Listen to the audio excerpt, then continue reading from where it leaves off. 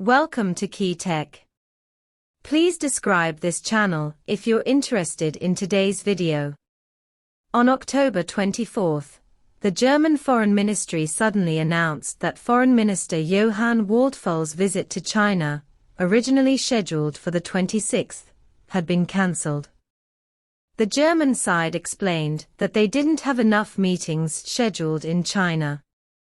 This is interesting. Just a few days ago, German media were frequently reporting on the German foreign minister's trip, arguing that this ministerial-level visit would further deepen ties between China and Germany and promote economic and trade exchanges. But now, just a few days later, not only has the German foreign minister not come, but is also using the seemingly unfounded excuse of not having enough meetings scheduled in China. In my opinion, this time it's probably not that the foreign minister doesn't want to come, but rather that China won't host him. You'll understand why after reading this. According to normal diplomatic etiquette, when a foreign minister visits another country, they typically communicate fully through diplomatic channels, confirm the agenda, schedule meetings, and reach a basic consensus before publicly announcing the itinerary. But German Foreign Minister Johann Waldföl clearly isn't following the usual path. After announcing his visit to China, he directly made two demands to China through the media, both of which involved our nation's core interests. It was like going to the supermarket with a shopping list, rather than engaging in an equal diplomatic dialogue. The first demand was Germany's request for China to relax its rare earth exports controls. This was well known to everyone, as Reuters and other foreign media had already reported on it. After China implemented rare earth exports controls, European automakers would face a shortage of raw materials. To alleviate the crisis, they would have to negotiate with China. But this foreign minister took an unconventional approach, seeking to resolve his own rare earth problem by putting pressure on China.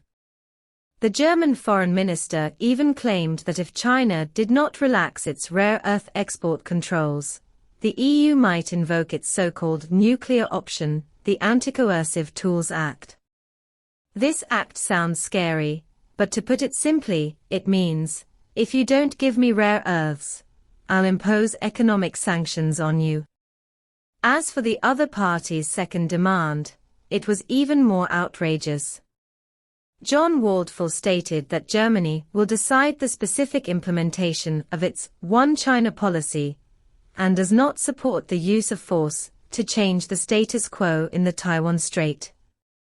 Which statement implies it's clear he's trying to meddle in China's internal affairs. Chinese Foreign Ministry spokesperson Guo Jiaquan responded the same day, refuting the German foreign minister's claim that he only mentioned maintaining the status quo and not opposing Taiwan independence, which in essence is condoning separatist forces. This arrogant, checklist diplomacy is like a guest finding fault with the host's decor and household arrangements before even entering the house. China naturally won't welcome it. So, while it may seem like the other side cancelled their visit to China, it's better to say they retreated in the face of the difficulty, rather than losing face for Germany during the visit. Is China's tightening of rare earth export controls truly putting pressure on Europe? I don't think that's necessarily the case, as reported by foreign media. China possesses the world's richest rare earth reserves and the most complete rare earth industry chain. From mining, smelting, separation, to deep processing, every link is world-leading. For decades, China has supplied rare earths to the world at great environmental cost, supporting the development of the global high-tech industry. However, China bears the full cost of the pollution, ecological damage, and resource waste caused by rare earth mining. China is now strengthening its controls, both to protect the ecological environment, control production, and achieve sustainable development, and to increase the added value of the rare earth industry and promote economic transformation and upgrading. This is a legitimate right of a sovereign state. How can it be called coercion? Furthermore, China's rare earth control policy has never been a discriminatory measure against any specific country or region. As long as it complies with relevant regulations and requirements, any country can obtain rare earth resources. The Chinese government's position on the Taiwan issue has been consistent and clear. China is willing to strive for the prospect of peaceful reunification with the utmost sincerity and utmost effort, but will never promise to renounce the use of force. This is not a threat, but a stern warning to Taiwan independence forces and external interference. Any attempt to obstruct China's reunification process will pay a heavy price. The aborted German foreign minister's planned visit to China may superficially be due to inadequate meeting arrangements, but in reality, it exposes the deep dilemma facing some European countries in their China policies. On the one hand, the European economy is highly dependent on the Chinese market. Whether it's automobiles, machinery, or chemical products, China is a key export destination for European companies. On the other hand, Europe relies on the United States for security and is ideologically closer to the United States.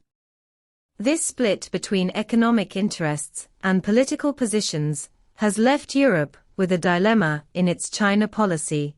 One-track mindset leads to two-sidedness. From a civilizational perspective, China and Europe have a deep tradition of cultural exchange. From the ancient Silk Road to modern cultural exchanges, the mutual learning and mutual benefit between Chinese and European civilizations have jointly promoted the progress of human civilization. Against the backdrop of numerous challenges facing the world today, China and Europe should strengthen dialogue and enhance understanding, rather than confront and create divisions. Without being led by the US, China-Germany and China-Europe relations are expected to maintain stable development. However, if Germany chooses to follow the US and adopt a confrontational stance on China, China-Europe relations will inevitably face even more severe challenges. If you want dialogue, you must first show sincerity. If you want cooperation, you must first put aside your arrogance. Sooner or later, the Germans will understand this truth.